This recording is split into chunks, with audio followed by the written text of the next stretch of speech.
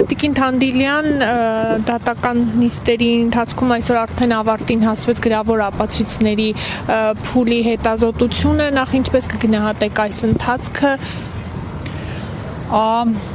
Դե ընթացքը ընդհանուր առմամբ զուտ օրինակ տեմպի առումով կարող եմ դրական գնահատել, բավական գոնե դատարանը փորձում է բավական հաճախակի նիստեր իրականացնել, որպեսզի կարողանանք թելը այսպես ասած չկորցնել եւ հետեւել, այդ առումով դրական միտում տեսնում եմ, բայց այն որ հետազոտվում են ոչ բոլոր հնարավոր սցենարները եւ դրդապատճառները, սա իմ ամենամեծ մտահոգությունն ու անհանգստությունն է, որը պահպանվում է։ Եվ ես տեսնում եմ, որ այսպես ուղղորդված սցենարով, որի պիտի միտված լինի արդյունքի արդեն իսկ ուղղորդված, գնում է դեպի դա։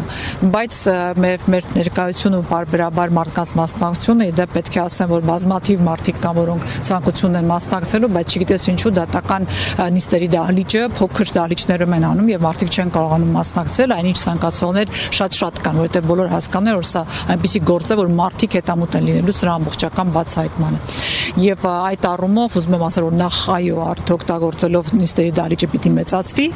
եւ միևնույն ժամանակ պիտի ուսումնասիրվեն բոլոր սցենարները, որոնք չեն ուսումնասիրվում։ Սա է, որ ինձ մեծ մտահոգություն է պատճառում, բայց ասել եմ ու կրկնում եմ, հետամուտ ենք լինելու այս հանցագործության ամբողջական բացահայտմանը եւ իրավապահ մարմինները լավ կլինի հիմիկվանից դա իմանան։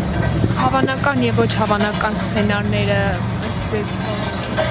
Ես տեսնում եմ, որ այդ վենդետայի սցենարն է դեռևս հետամուտ լինում, բայց այն, որ եւ նրանց կողմն է ասում, որ այստեղ նման առիթ չկա եւ չէր կարող լինել, որտեղ Վալոդիա Գրիգորյանը կապ չի ունեցել դրա հետ, բայց միևնույն ժամանակ այն քաղաքական մոտիվները, որոնք առկա են եւ սպառնալիք է հնչել հենց քաղաքական անձանց կողմից Վալոդիայի նկատմամբ, այդ սցենարը չի դիտարկվում, չգիտես ինչու, բայց ելի եմ ասում, մենք պիտի հետևից գնանք այս բոլոր սցենարների եւ այն մարդիկ, որոնք մասնակցություն են ունեցել որևէ ձևաչափով կազմակերպման, կոծկման, երաշխիքների տրամադրման, դրանք բոլորը հայտնաբերվելու են։ Տիկին Թանդիլյան եւ հանցագործությունը կանխելու կամ նախականխելու շրջանակներում մեղադրյալներից Նարեկ Օհանյանի տեսանյութը կհիշեք, որով դիմում էր Նիկոլ Փաշինյանին, որ լսեն իրեն կամ փորձեն կանխել, արդյոք հնարավոր է, եթե լսեին իրապես Նարեկ Օհանյանին, հնարավոր էր կանխել Վալոդիա Գրիգորյանի եւ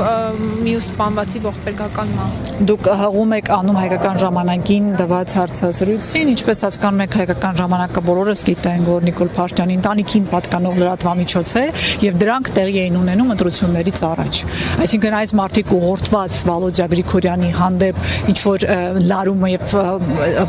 տրամադրություններ էին ձևավորում, որպեսզի կարողանան որևէ կերպ կապել որևէ բան նրա անվան հետ։ Այնինչ որևէ նման բան տեղի չի ունեցել եւ այդ առումով, չգիտեմ ինչին էր հորդորում եւ կոչ անում Նարեկ Օհանյանը, բայց այսօր տեսնում ենք, որ դատական նիստերի դահլիճում իր դեմ նույնպես կա մեղադրանք եւ այն ինչ չեմ ուզում իհարկե այսպես առաջ ընկնել, բայց ակնհայտ է դառնում, որ կազմակերպիչների մեջ բաժին ունեն նաեւ իրենք։ Հետեւաբար այդ որ կանխազգուշացնում կամ տեղեկացնում էր միգուցե տեղյակ էր ինչ է սպասվում, պիտի ավելի մանրամասն հենց քննվի նաեւ այդ առիթով, թե ինչու ընդհանրապես հնչեցրել Վալոդիայի անունը ընտրությունների նախաշեմին իշխանությանը պատկանող լրատվամիջոցով։